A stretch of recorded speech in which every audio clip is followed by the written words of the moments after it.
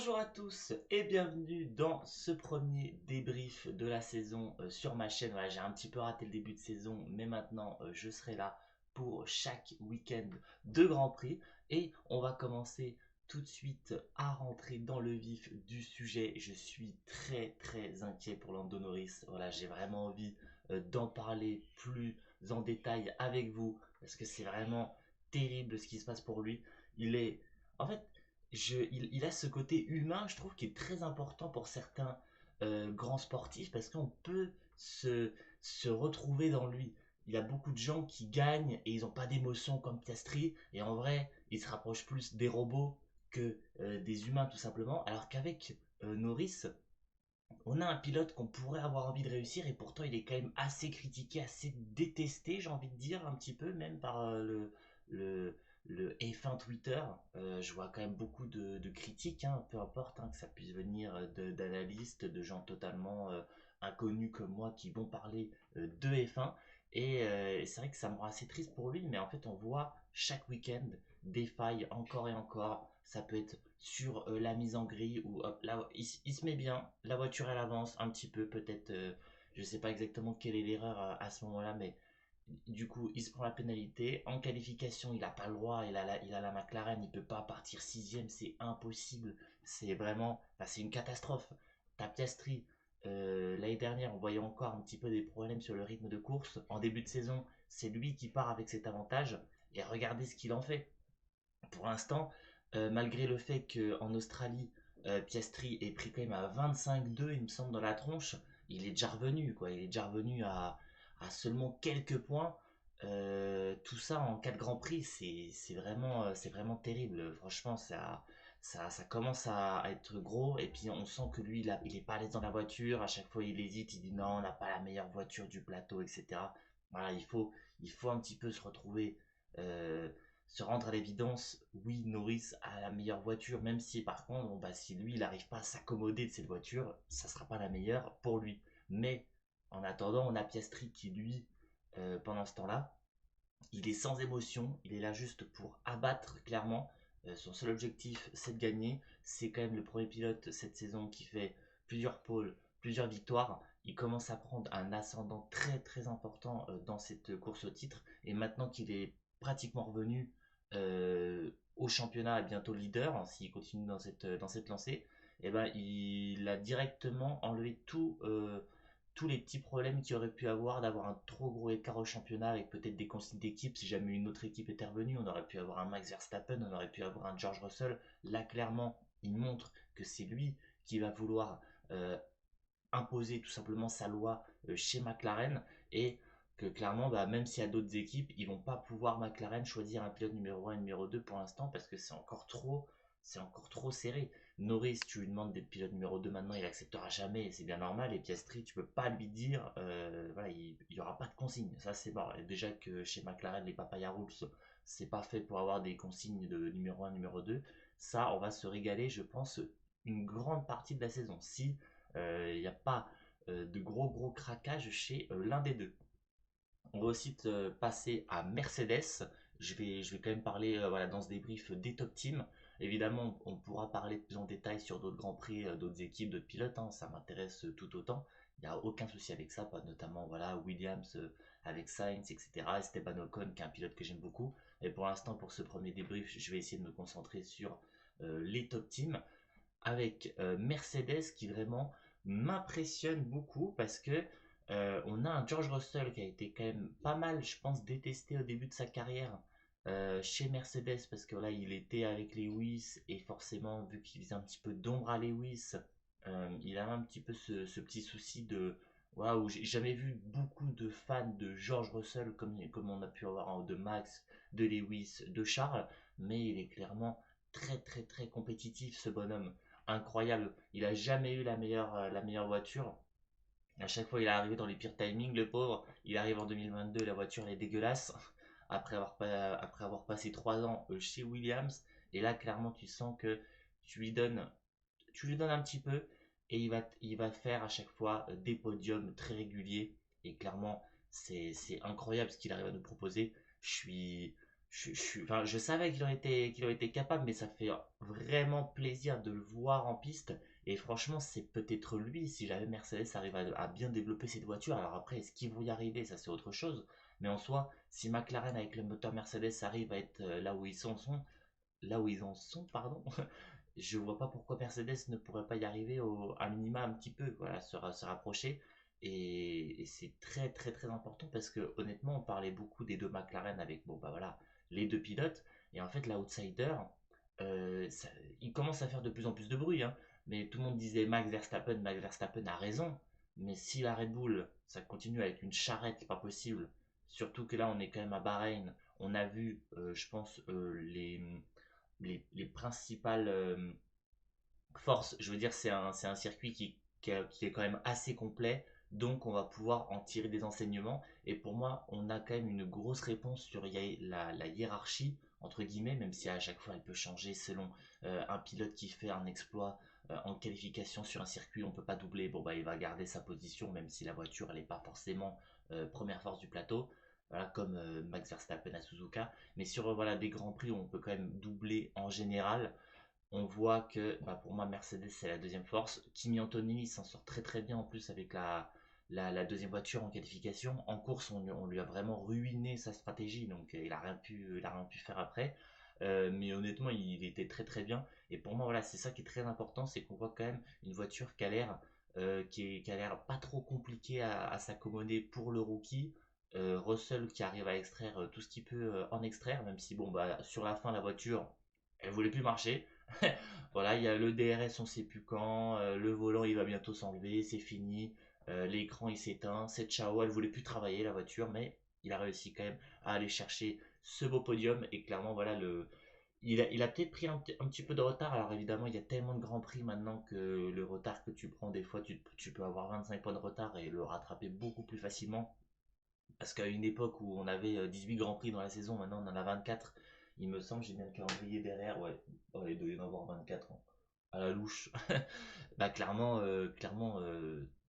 chaque erreur est quand même beaucoup plus pardonnable jusqu'à évidemment la fin de la saison. Ensuite, eh ben, on va parler de Ferrari. Franchement, on a pu voir que c'était assez étrange parce qu'en soi, on a vu Leclerc. Leclerc, quand il a pu avoir les pneus qu'il voulait, on a vu Leclerc réussir à doubler Lando Norris. Et après, quand il y a eu cette safety car et que tout le monde a du box en même temps, sauf ceux qui venaient de box juste avant, mais en vrai, tout le monde s'est arrêté pratiquement, à part peut-être deux trois pilotes. Clairement, bah, tout le monde a mis les pneus qu'il leur restait. Et là, on a vu que clairement, ça allait plus sur la Ferrari de Leclerc et il a tout tenté pour essayer de garder Norris derrière lui, mais ça marchait pas.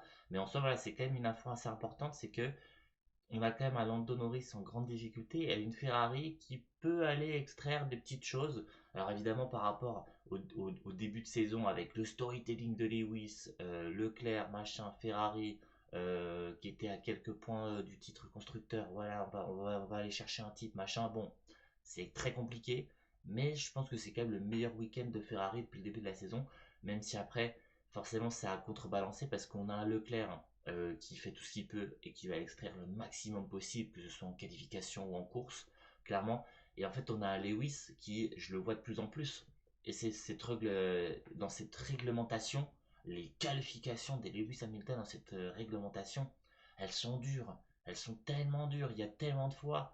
Il y a quelques coups d'éclat, évidemment. On a eu voilà, la sprint en Chine.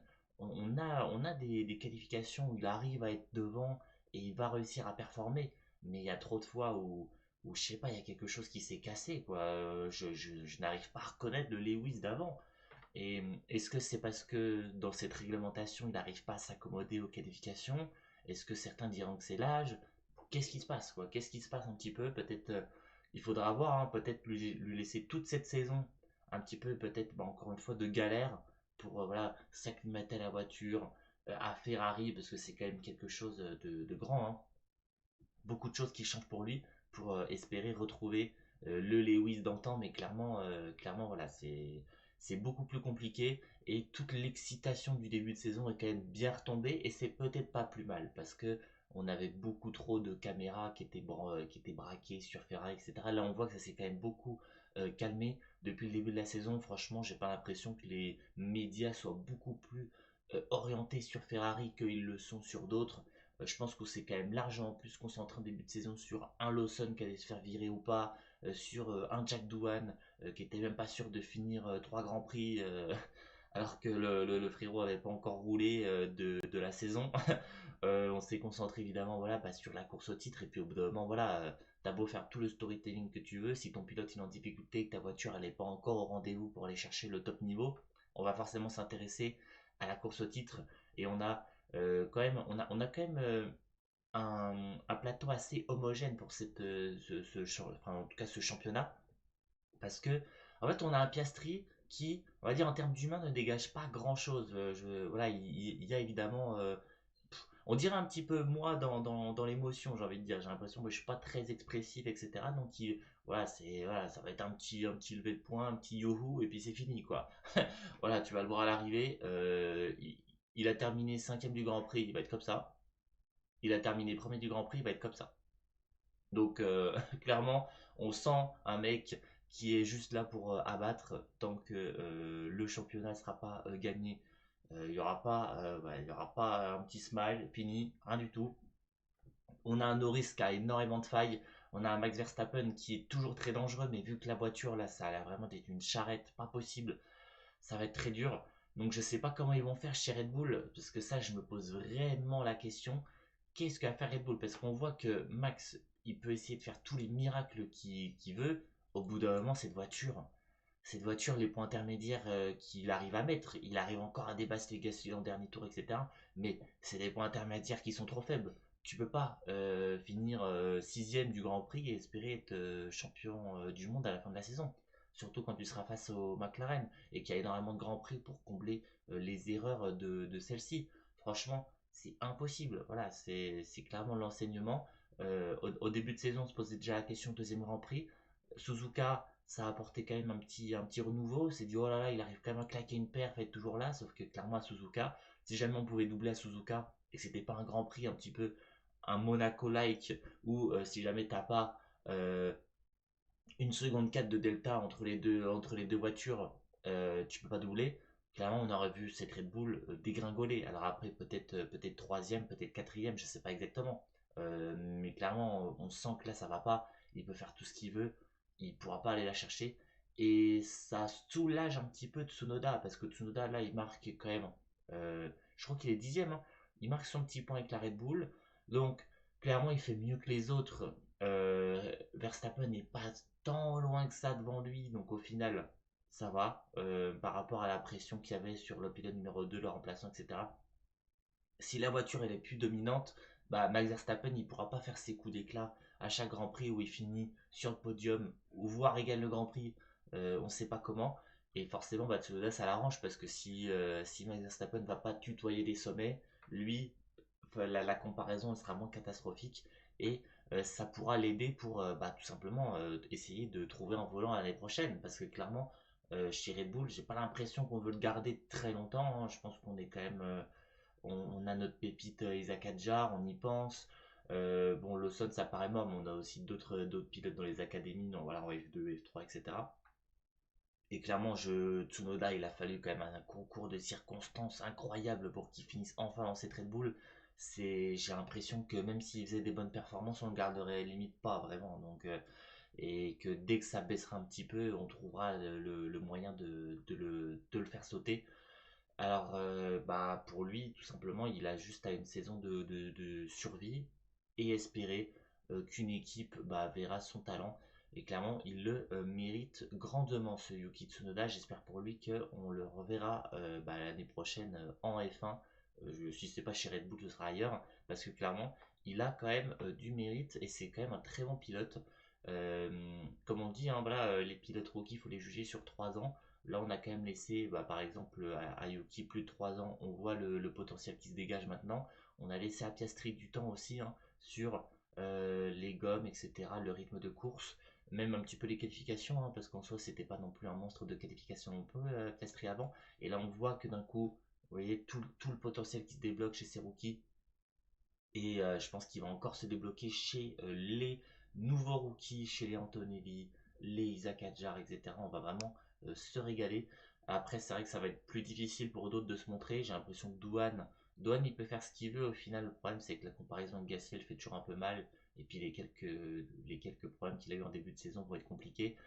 Bortoletto, il peut pas vraiment se montrer, donc c'est vraiment le rookie qui va passer inaperçu jusqu'à ce que la voiture elle décide de marcher peut-être l'année prochaine un petit peu mieux, clairement. Et voilà un petit peu mon débrief de ce Grand Prix. N'hésitez pas à me dire ce que vous en avez pensé. Alors évidemment c'est une première, hein. La prochaine fois j'essaierai de faire des choses un petit peu mieux. Là c'était juste pour me lancer, me dire que ça y est, je l'ai fait, je me suis lancé, on est parti. Voilà, on a un petit peu de temps comme Alpine, on a un petit peu de temps comme Alpine pour marquer ses premiers points, mais on arrive enfin. Et clairement, la prochaine fois, voilà, j'essaierai de faire des petits trucs ou peut-être des fois on reviendra sur des images spécifiques que j'ai envie de vous parler de certains trucs. Je vous mettrai le classement avec les points, etc., des championnats. Enfin bref, c'était Alban. Ciao, à la prochaine les gars. Merci beaucoup de m'avoir écouté.